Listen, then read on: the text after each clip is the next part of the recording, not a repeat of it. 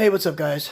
Alright, so I have actually had some people ask me certain questions about my accident that I had when I was 3 years old, so I figured I'd just go ahead and explain what happened and show you guys my arm. But before I show you my arm, let me go ahead and explain what happened.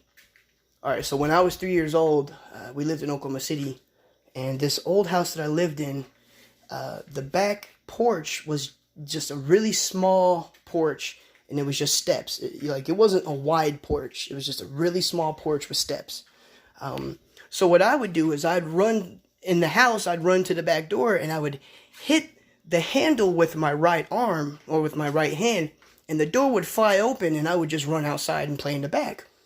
Well, something, out of 100 times of doing that, something went wrong, and I just went to do it this one time, and my left arm touched the plate glass window, and it shattered. And with that shattering, it basically destroyed my left arm.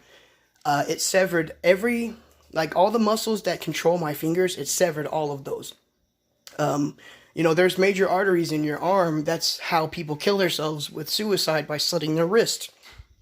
Is because there's arteries in your arms that carry, a good majority of your blood supply to your heart. Well, those were severed, so I was bleeding to death. Keep in mind, I was only 3 years old. 3 years old. This tiny, frail little kid, 3 years old, goes to a plate glass window. So, instantly my mom's crying and panicking. My grandma's freaking out. So what they're doing is they're grabbing, hand rags and towels and stuff and trying to stop the bleeding. So they carry me out to the front porch. Of course, at this point, they've already called the ambulance and, things like that. Well, a fire department shows up first. Well, one of the guys gets out, and he just happened to be a Vietnam vet, and he was a medic. He was a medic in Vietnam.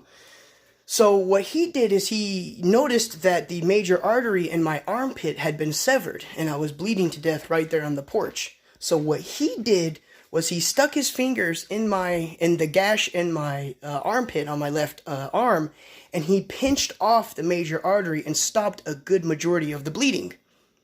So if he wouldn't have done that, I probably would be dead right now. And so when I got to the hospital,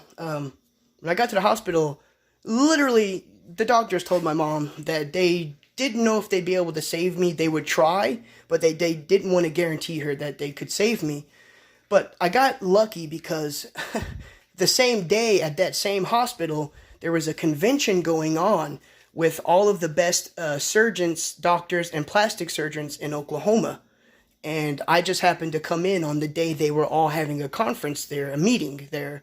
And so they all operated on me, and they were able to reconnect most of the muscles to my fingers. So I don't have full use of the fingers on my left hand, but I can still move them a little bit. Now, I'm going to go ahead and show you guys my arm.